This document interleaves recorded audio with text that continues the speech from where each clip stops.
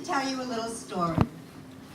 Before I met Michael about 5 years ago, we had been communicating online. He sent me a picture and a link to his website. I was sitting with a very good friend of mine who is here this evening, and I showed her the site and the photo, and we read his bio, and I turned to my friend and I said, I think this man has possibilities.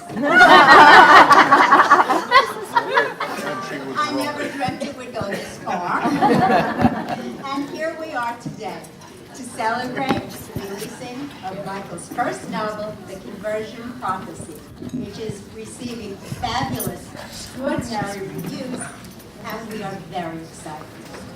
We wake up in 2024 and everything looks right. The stock market is higher than ever. Corporations have a conscience. People trust their elected officials. I mean, but really, who does that?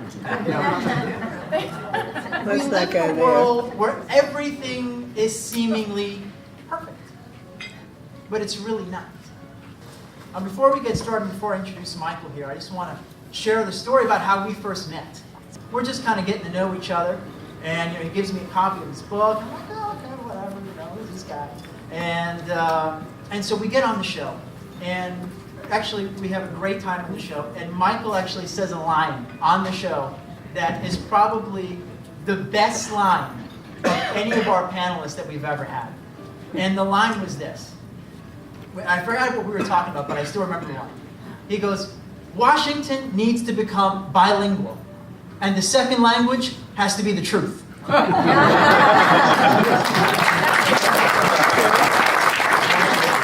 A warm round of applause and a few screams to Michael Solomon.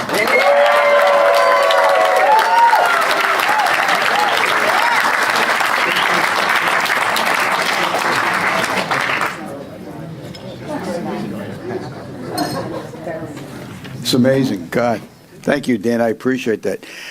I want to thank you guys for being here. I want to tell you why. I really, really appreciate you being here. This is difficult.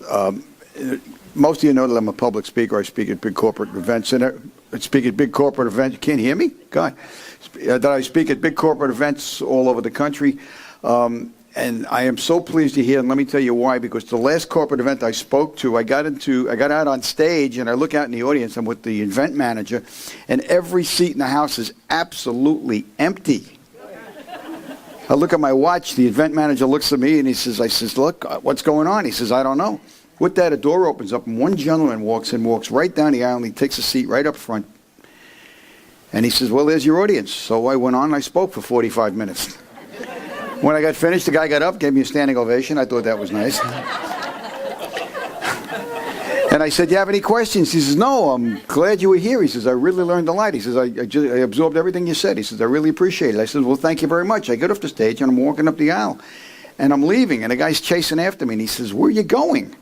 I said, I'm leaving. I got a plane. I'm going back to Palm Beach. He says, no, please stay. I'm the next speaker. So when I say I'm glad you're here, I really mean that. I really mean that. You know, Dan mentioned the genie with the 60-year-old. That was cute. But I met a genie once, and he granted me one wish. And he said, what would you like? I said, you know, I love Hawaii. I'd love to go to Hawaii, but I don't like to fly. I hate boats. Can you build me a highway from California to Maui? And the genie said to me, he said, you know how impossible that would be? You know what it would take? You know how much concrete we need? How many pilings we need? He said, it's totally impossible. He says, you just couldn't even do it. He says, the concrete, the asphalt alone, it's 2,000 miles of highway. You nuts? He says, forget about the environmental impact studies and the permits. He says, forget about it. Pick something else. So I said, you know, I always wanted to write a best-selling novel. The genie said to me, you want one lane or two? So anyway, actually there was no genie, but I did discover something in life, that we all have our own personal genies, and they all reside in us all. We have the ability, and you have the ability, to do anything you desire. If you put your heart and your mind to it, we can do that. We really, really can. You know, when I was in high school, I was part of the 1% of my class that made the other 99% above me look great. I mean, that's the kind of student I was. And I couldn't understand why. I was such a poor student. And one of the reasons was I never liked to read. probably because I didn't like what I was required to read. I had a teacher who once said to me, "Who was your favorite author?" I said, "George Washington." She said, "George Washington never wrote a book." I said, "That's why he's my favorite author." So that's what it was. I mean, the worst book I ever read was the phone book. It was too many characters. My best friends were those who borrowed my books and never returned them. That was the way I liked it in school. But seriously, I learned more from listening than I did from reading. The problem was I had teachers who never spoke. They only gave out reading assignments. That's all they ever did. The very last thing I thought I would ever become would be an author. A guy who hates to read, he writes books, let alone a best-selling author. That surprised the hell out of me. So let me tell you how it all got started. My writing career, believe it or not, started. Dan alluded to the fact that I was a former New York City police officer. I was in the detective bureau for a while. But my writing career started in the New York Police Department when we used to write traffic summonses. You know, I wrote them until my crayons melted. After my promotion from street patrol to the detective bureau, my writing became in the form of what we call the DD5. There's a couple of people here who know what that means. That's called Detective Division Form Number 5. Well, we used to call it just a 5. If you're a fan of Law and Order or NYPD Blue on TV, you've probably heard the term. And basically, it was nothing more than an investigative report, which was nothing more than a chronological story of what happened. So it was very simple. Hopefully they all ended the same way, and they did. They always had the same ending, and depending on who you asked, the ending was either great or bad. From my side of the coin, when the ending was perpetrator under arrest, it was a great story. From the perpetrator's side, when it said perpetrator under arrest, it got panned. I mean, it just didn't like it. So those reports usually had one happy ending and one bad ending, and that's how it was. My writing comes from the fact that I like to tell stories. And most of you here who know me know I know how to tell stories. So I want to apologize now if I bored you. But I will tell you this, though. The Conversion Prophecy is not going to bore you. And those of you who have read it, how many people have read it? Raise your hand. Wow, more than I thought. For those of you who have read it, you know you're not bored. If you ask those people, they'll probably tell you to read it with the lights on. Am I right? So let me tell you a little bit, not so much about the story because I don't want to give it away. I want you to read the book. But my anatomy of writing and how I like to write. I've developed a style of writing that I use for one purpose at all. I want to tell a story that's going to keep the reader engaged, and I want to keep them turning page to page, and I want to make sure that they do not bore them. So what I do is I write in a conversational tone, as though I'm telling you the story. I want to keep them engaged in my characters because I want to sell a lot of books. And I believe there are three things that keep readers engaged. First, my story begins, I want to hit the reader right between the eyes in the first sentence. If I don't do that, I've lost you. I want to hook them with the opening paragraph, and by the end of page 2, I want to have my readers so hooked that they just want to keep reading and not put it down. Otherwise, I've lost them. Most fiction writers will tell you that. For example, I'm going to give you a little bit of a reading. In the Conversion Prophecy, it opens this way. Death came swiftly and unexpectedly. It was a day in December. The date and the time don't matter anymore, but it was the point when life ceases and everything stops, even time. He laid there motionless and alone and breathless. His skin was getting colder and paler by the minute, and every cell of his body was devoid of life. It was less than 24 hours earlier that he had a complete medical exam and passed without a ripple. It has always baffled medical science for years how a person can have a complete medical workup, be found in perfect health, and suddenly die that evening. There have been people who have left a doctor's office with a clean bill of health only to go into cardiac arrest and fall to the ground dead before they reach their car. Was that the case with Joe Carlin? Or was there something sinister about his death? Was it swift and painless? Many people say that if they had a choice, they would want to die in their sleep peacefully. But is it peaceful? No one really knows if dying in your sleep is painless and peaceful. What does a person really feel? Is there a subconscious feeling of slipping away that only the dying can explain? Does the brain feel pain for the very first time? However, with whom can the dead communicate? For the stricken, it's far too late. The second floor of the house was still. The only other people in the house were the domestic staff who were preparing for the morning feast to come. You could smell the sweetness of the hot muffins as they were removed from the oven. The odor of fresh brewed coffee permeated the room as the sound of frying bacon could be heard by those within earshot. You getting hungry yet? It was 6:18 a.m. In 12 minutes, his personal security aide would knock at his bedroom door to awaken him. A morning jog, a breakfast meeting with old friends, a staff meeting at his office over lunch, and an afternoon photo op were going to occupy the day. Today, that would be totally impossible. You guys hooked yet? BarnesandNoble.com. The second, of course, is the story has got to be plausible. It's something in the writing world we call you've got to suspend disbelief. Let me tell you what suspension of disbelief is like. You can't say that the snowplows are moving down Glades Road side by side, cleaning up last night's 20-inch snowfall in the middle of August. Unless you're writing a book that's trying to prove global warming is a myth and the world is upside down. Then it's science fiction and you can get away with it. You can't say that you're having 30 people for dinner and your dining room is 10 by 10. Unless your guests are Lilliputians. I almost did that in the Conversion Prophecy. Believe it or not, I had 600 people in a banquet hall for dinner, and the room was smaller than this. That's why we all have editors. Didn't realize it. I just said, okay, the room was 30 by 30, and I had 600 people for dinner. It just didn't work out. So the lack of suspension of disbelief is really prevalent in Hollywood, though. That's the lack of suspension. For example, how many people here saw the movie San Andreas? Okay, remember the scene? She's up on the roof in a 32-story office building that's collapsing under a 9.5 earthquake.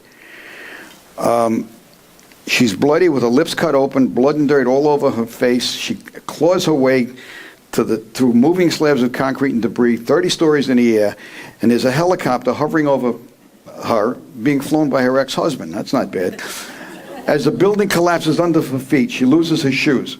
The next scene, literally 5 seconds later, if you saw the movie, she's in her seat in the helicopter, no blood, no cuts, no dirt. Her makeup is perfectly in place. Her hair looks like she just left the salon. She has a fresh manicure, not even a chipped nail. Still carrying her purse, wearing her 5-inch Jimmy Choos. All the cell phone towers have been destroyed. However, she's talking to her daughter on her iPhone who is trapped underwater. Ladies, you open your car door and you chip your nail. I mean, so there, Hollywood gets away with it. Why do they get away with it? Because once you bought the popcorn and you're in your seat, you're trapped. If that was a book I was reading, it would take me about 20 seconds to close it and put it down and probably wouldn't pick it up again. The story has to be believable. You can't say I'm watching the sailboats in the middle of Delray Beach slide across the ice. It just doesn't happen. The third thing I do is I want to keep my chapters short. I try to keep them under 10 pages. Some are as short as 2. How many people here have read a book and you want to read a little bit more? And the first thing you do is you go to the next page and the end of the chapter and you count the pages in the next chapter, right? Okay. And the total's 42.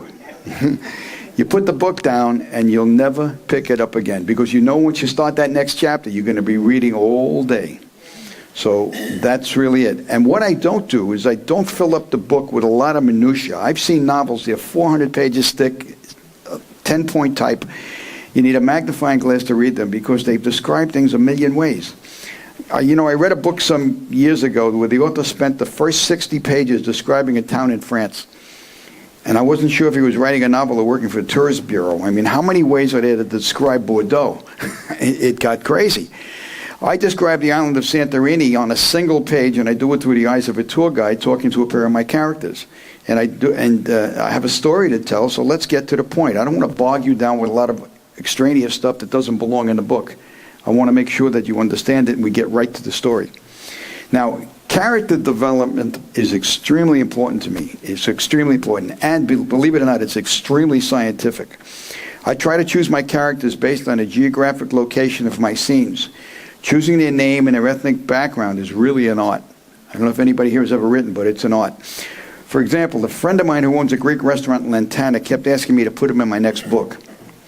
So when it came time to find an executive chef on a mega yacht in the Greek Isles, Chris was born. I even described some of his favorite recipes at a dinner table. One of my personal doctors, most of you may know him, you'll if you read the book, you'll understand who he is the White House physician. My former partner in the Organized Crime Control Bureau is the director of the FBI in the book. You know, you need a name, you find one. And the 7th female press secretary to the President of the United States is the lady who invited you here this evening, Mona. So, she does a great job, by the way. She even cried in the book once. Most authors, as I say, pick their characters from real people. I want to tell you a little secret. Everybody here is familiar with James Patterson, right? Okay. Everybody loves Alex Cross, right? I was on a plane once. I was flying to New York and sitting next to Susan Patterson, his lovely wife, who's a wonderful woman, and she filled me in on a little secret. How many of you know that Alex Cross is a woman? Ah. Alexia Cross was his nanny growing up. So that's where he got Alex Cross from. So next time you read a James Patterson novel, you're going to feel a little different about Alex Cross. So that was it. As I say, that's basically it. Let me tell you about the publishing process. The publishing process is tough. It takes a lot to get from this, which is a 600-page manuscript, to a 260-page hardcover novel. And it's not cutting the words down, or it's not the editing. It's putting it together and trying to do it. It's amazing. It usually starts with an idea or a storyline, which then usually develops into an outline. I'm a little bit different. I hate outlines. I don't like following a roadmap. I've never written an outline in my life. I found that it distracts me. Again, it's like using a roadmap to get you from A to B, but I like to do detours. I like to move around, and I don't like to stick to a script. I also write on my computer. I know you've had a lot of... Daniel Silva was here last year. He said he lays on the floor with a yellow pad and a pencil, and he goes through about 50 pencils a week. No, I type on my computer. I can type anywhere from 80 to 90 words a minute, and I'll sit there and make that thing hum. It's amazing. The only course I took in high school, actually, besides staying there for 4.5 years, was typing, believe it or not. I got out of high school and I could type all my papers and everything else. It was great. I only met one person who could type faster than me. I was friends with Jimmy Breslin, who was the reporter, Pulitzer Prize-winning reporter for the Daily News. I spent a lot of time with Jimmy when I was a detective in the department. He used to write a lot of stories about me. Jimmy didn't touch type. He used 2 index fingers on an old standard Remington. He used to bring it into the barn with him. Jimmy liked the scotch. He used to put the typewriter in the barn. He used to write half his stories while he was drinking his scotch. And he could make that machine hum. I really mean it. I envied him. I said, Jimmy, why don't you learn to touch type? He says, nah, these fingers are great. I mean, he literally had calluses on the tips of those 2 fingers. It was amazing. The other thing I don't do is I don't write my chapters in order. Both of my first 2 books, which were nonfiction, I wrote my chapters individually and I moved them around like the pieces of a puzzle. With the Conversion Prophecy, I knew how I wanted it to begin, and I knew how I wanted it to end. So I wrote the prologue, and then I wrote the epilogue, and I filled in the middle. The other chapters were written in no apparent order, but put together to complete the novel and have it flow that made sense to what I wanted to do. It's like putting the pieces of a puzzle together. You try to do it so it fits. And hopefully it did. I had the editor who said, you know, maybe we should take this chapter and move it there. And then I tried to explain why I didn't want to do that, and we left it alone. It was good. With the Conversion Prophecy, I actually wrote 2 prologues and 2 epilogues. The one I chose, I'm glad I did. I really am. I thank God every day it ended the way I did, because most of the reviews I've received, the ending word on the review or the opening word on the review said, wow, I wasn't expecting that. So it was just some people here who read it, and when you got to the epilogue, you probably thought the same thing. I wasn't expecting that. The alternate ending I'll only reveal to you after you've read the book, if you want to. But that's it. Things come into my mind at the craziest times. We all wake up in the middle of the night with thoughts or something, and if you close your eyes, you try to go back to sleep, you'll forget it in 3 minutes. I keep a pad and a pencil next to my bed, jotting things down. I got a little tape recorder in my car. If something comes to me or I hear something on the radio that jogs something in my mind, I'll write it down, I'll do it. So now that's basically my writing style. So how did I come to writing the Conversion Prophecy? How did I develop the story? Well, let me tell you a little bit about it. I wrote an op-ed piece for the Wall Street Journal sometime in 2009 titled 4 Ways to Defeat a Nation Without the Use of a Military. without the use of a military. One of those ways was economically. Reagan used it in the 80s against the Soviet Union. My economics theory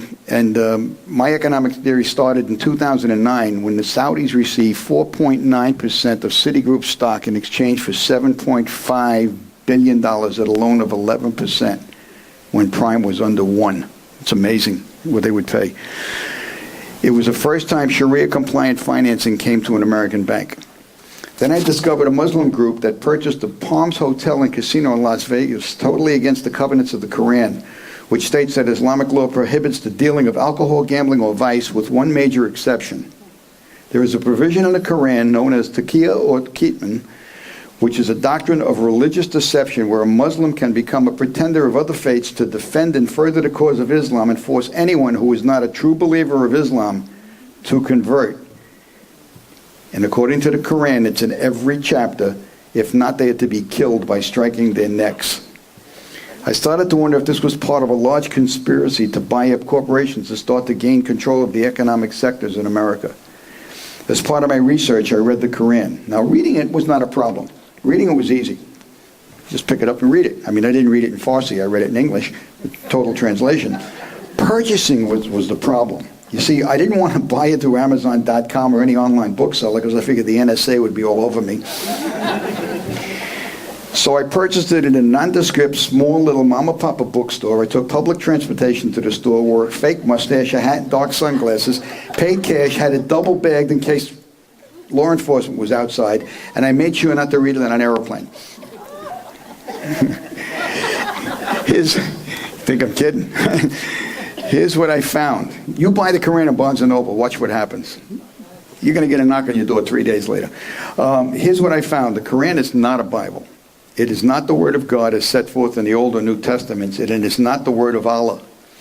It is a book of rules written by Muhammad. It's Muhammad's law, which advocates the conversion of the world's population to accept Islam, even if only by force, intimidation, or coercion. Despite what you have been told, the Quran is not a book of peace. It is not a Bible. And if you don't believe it, read it. Muhammad taught his followers that there was nothing better than a holier war than jihad. Muhammad told his followers to offer non-Muslims only 3 choices: conversion, subjugation, or death. This is all in the book. These teachings are not marginal doctrines or historical relics. They are still taught in mainstream Islam, and they are in the Quran. It is not just Muhammad's opinion anymore. It's become Islamic law. The political correct myth that Islam is a religion of peace that has been hijacked by a tiny minority of extremists is totally false. Nothing could be further from the truth. Despite the fact that only 10 to 15% of the Muslim population are militants, that's 10% out of 1 billion. You got 100 million people out there that want to cut your head off. The Quran that promotes peace and love of thy neighbor, rather it says, convert thy neighbor. The revelation of the Quran is not an isolated event in time. It is a constant stream of verses descending to Muhammad throughout the 23 years of his prophethood.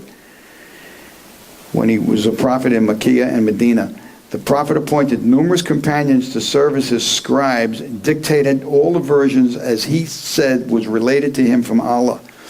Muhammad mandated that the Quran not be put to writing, but committed to memory by his scribes so there would be no mistakes. His reasoning was simple. He was totally illiterate. He couldn't read nor write. Therefore, he had his scribes describe it and recite it to him almost daily. After his death, the scribes put it to writing because they were concerned when they die off, nobody would be able to carry the story forward. As time went by, I noticed a lot of corporate mergers and acquisitions and tremendous amount of major cash reserves in corporations around the world. My question to myself was, did these cash reserves come from a legitimate source? And that was the question I kept asking myself. In the conversion prophecy, I indicate that Verizon, and by the way, the book was at my printers ready to go before what I'm about to tell you ever took place. In the conversion prophecy, I indicated that Verizon buys up all the major internet providers and becomes the largest and only internet provider and telecommunications provider in the world. In May of 2015, just 2 weeks before my book hit the bookstores, Verizon bought out AOL. And they're going after a couple of others. They're going after Yahoo, believe it or not. I also state that there will be one auto manufacturer who controls 90% of the industry. This past August, Carlos Ghosn, a French Lebanese, the current CEO of Renault, on CNBC, stated that they are looking to purchase a major vehicle manufacturer, and in the near future you will see many takeovers in the auto industry that will leave us very little choices. In my book, I describe how one vehicle manufacturer controls over 80% of the industry and leaves very little choice. In the last 60 days alone, Charter purchased Time Warner, Vox Media purchased Recode, Dinar Holdings bought TAL, who makes water filtration systems, for $13.8 billion. Danaher is now the largest clean water producer in the entire world. Yum Yum Brands now owns KFC, Taco Bell, Pizza Hut, and it has been said they're going after Wendy's and Burger King. Will McDonald's be next? In July, J.J. Heinz announced it's buying Kraft Foods, two of the largest food companies in the world, and there's been rumored that Cisco Cheney brothers may marry. Bumblebee was acquired by Lion Capital of the UK, and it looks like Conagra wants it all. Just 3 weeks ago, Walgreens purchased Rite Aid and became the largest supplier of pharmaceuticals in the world. Pfizer and Allergan emerging. So the question I kept asking myself is, did I really write a novel or am I clairvoyant? It's frightening. Where is all this mergers and acquisition money coming from? In my book, I show how Islam controls all the drug cartels in South America and Mexico. So with that money, which is hundreds of billions of dollars, that they secretly legitimize, plus their oil holdings and other investments, that they may secretly buying up the corporate world. I explore how they do just that all the CEOs are secretly Muslims, taking part in Taqiyya and Kitman, pretending to be Jews and Christians and CEOs of major corporate conglomerates.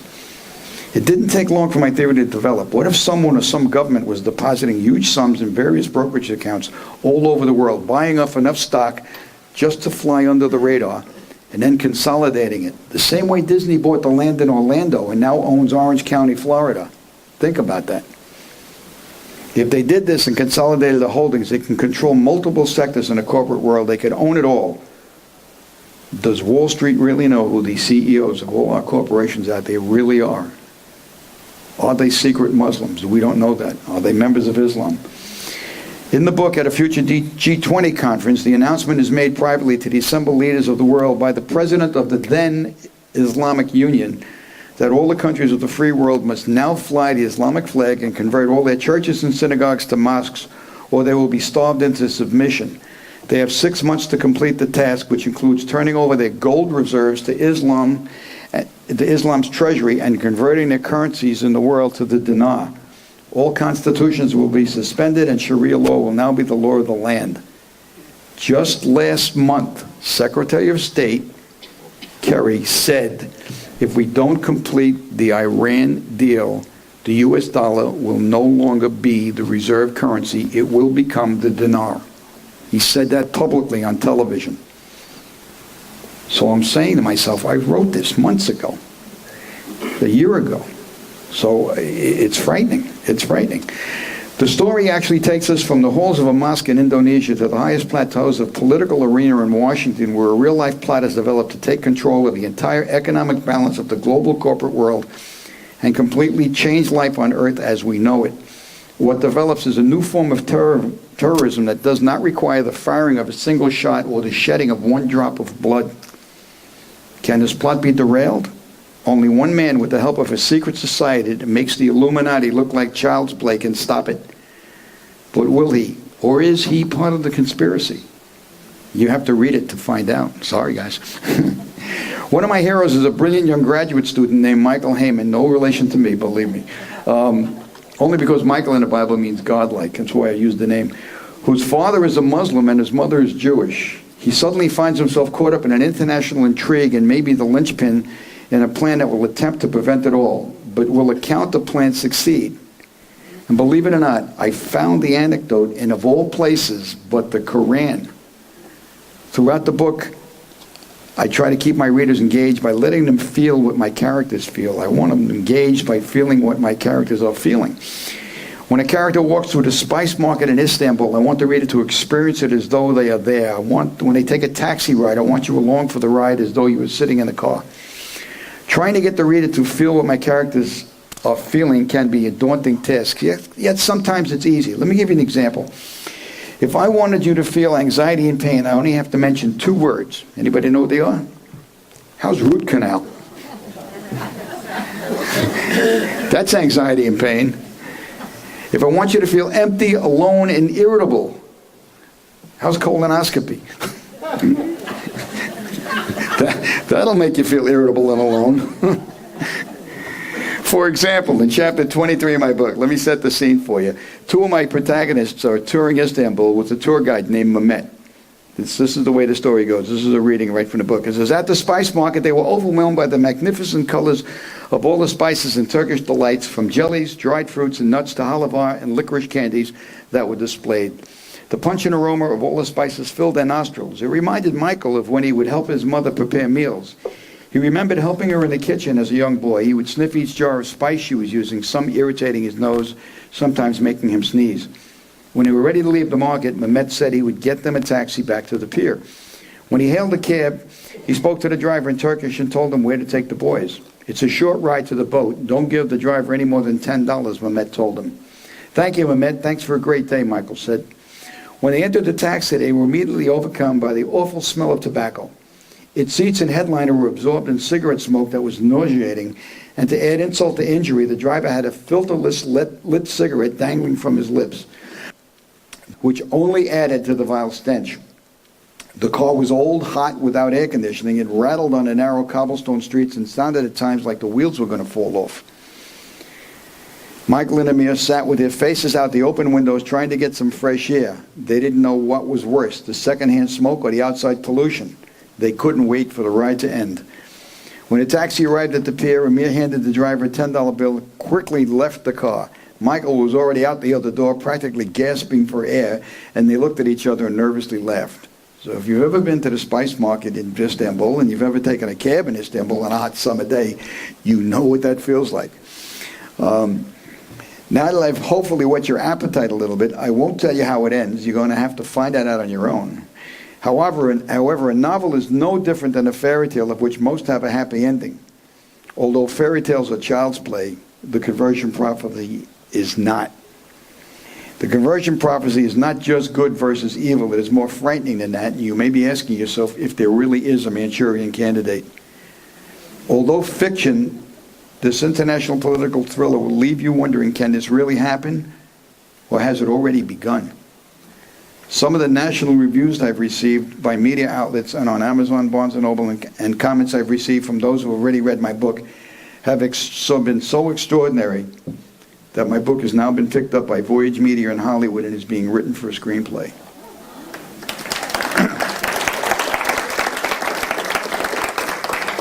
Let me tell you how Hollywood works. Don't buy the popcorn yet. First they write the screenplay. It's like a real estate broker staging your house. Then they got to sell it to a studio. And then they got to raise the money. And then they got to pick the actor. It's years away, but it's the first step. So, as I say, don't buy the popcorn yet. If you read The Conversion Prophecy, I need only one favor of you. Tell your friends about it, but don't lend them the book. Tell them to buy it for themselves. You see, I have to prove the genie wrong. Thank you. I'll be glad to take any questions.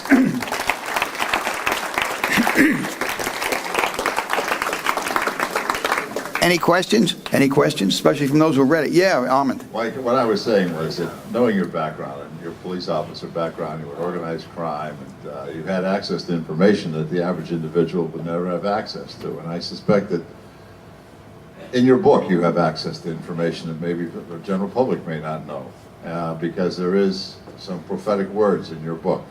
I would like to have you comment on the world situation as it has completely changed in the last week, and comment on how you see things for the future for us.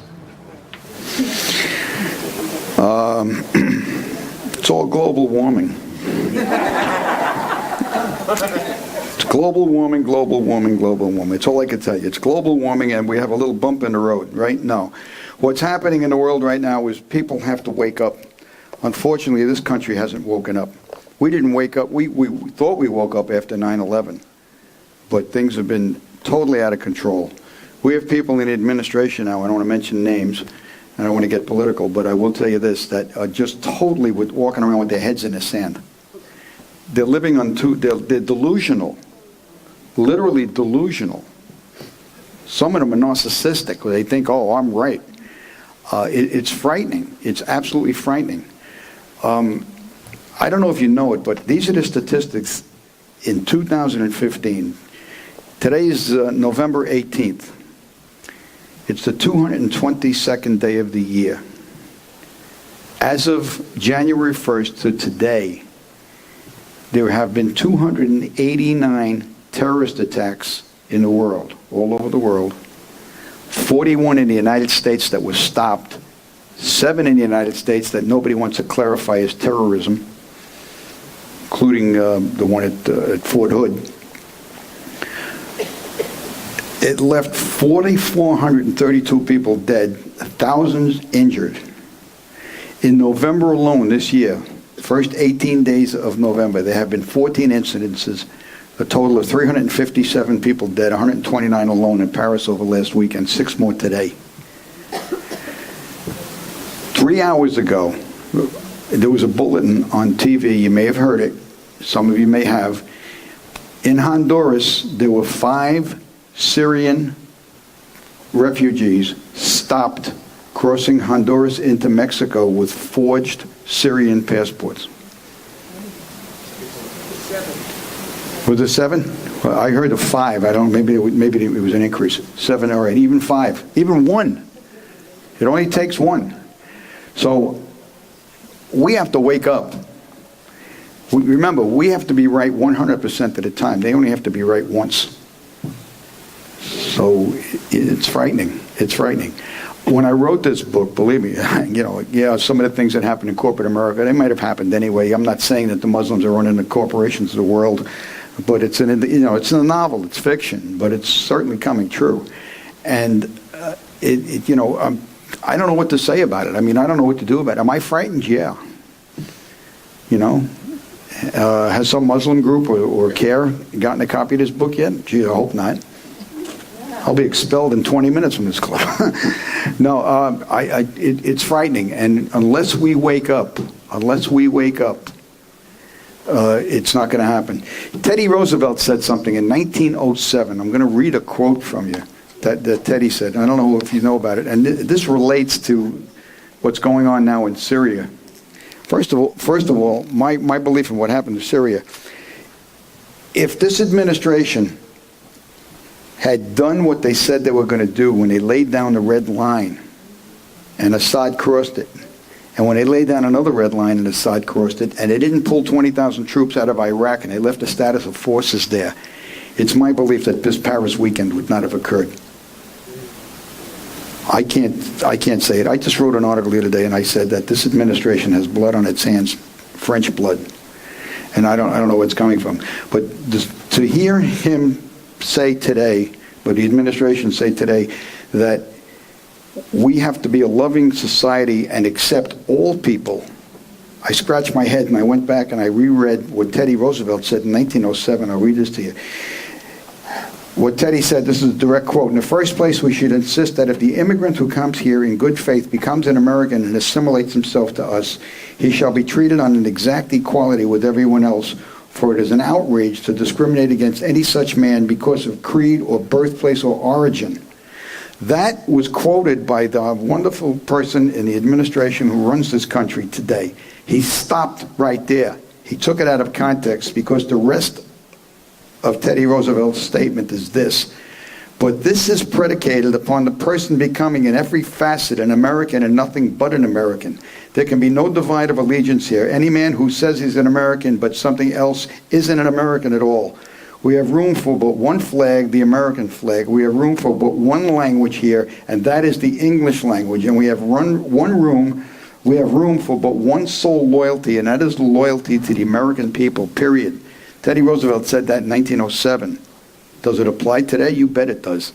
So I don't know. I don't know what else to tell you except I am not frightened for me. I have lived a good life. I am, I'm happy. I'm satisfied. I don't need much more. I worry about my children, my grandchildren, and their kids to come. and we should all be worried about them. So, any other questions? I'm sorry. Yes? I just was wondering if any of the Israelis ever commented, if you've heard any comment from Israel on your book, because you... They haven't read it yet.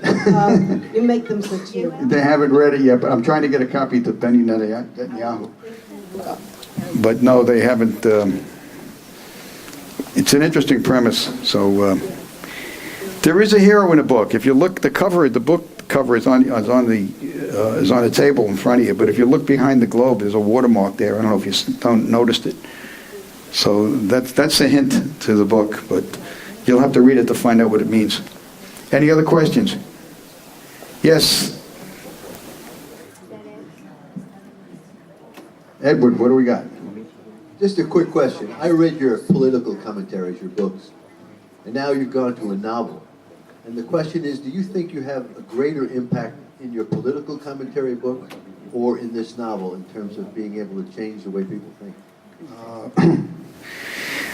The book he's talking about, if anybody hasn't read it, is called Where Did My America Go? And it's an expose of how politics has changed over the last 100 years in America. I wrote it in 2006. In the last chapter, I said, maybe it's time we have another Tea Party. And the rest is history.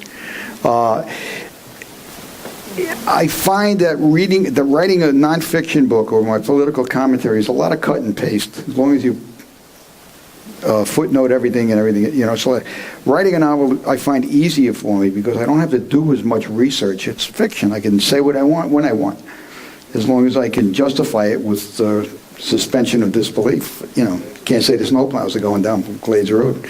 But I find it easier to write a novel, and I get distracted. I started to write another nonfiction political book called Ignorance, Apathy, and Apathy. Get your head out of the sand, America. And every time I wrote a chapter, there was so much going on in the news and in Washington. I was writing another chapter and another. I mean, I can write volumes on that stuff. So I like writing and getting it over with. So that's it. Yeah, but it's a different realm. I mean, this is my first piece of fiction, and I'm in disbelief myself that it's taken off the way it has. I didn't think it would. I wrote it originally. I'll tell you, I started it about 4 years ago, and I stuck it on the back burner, and I started writing other things. I was writing articles for Entrepreneur Magazine and stuff for FAU and all kinds of stuff. And then I started to write another novel, and then the Charlie Hebdo thing happened. And I pulled it off the back burner, and I said, I want to finish this. I want to do it now. When I knocked it out in about 4 or 5 months, gave it to my publisher, who's sitting right here, Gary Wilson, Green Dragon Books, great guy. And thank you, Gary, who said, I want this book. So I said, okay. So here we are. That's it. I'm thinking of a sequel, but let's get this one out of the way first. Any other questions? Okay, if there's no more questions, many of you were given an envelope when you came in. And there was some instructions on the envelope that says, do not open it until instructed to do so.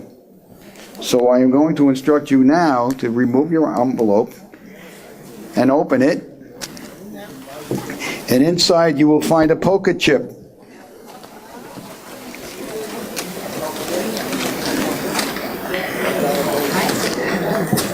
Anybody with a red chip, stand up. Nobody's got a red chip. Wow.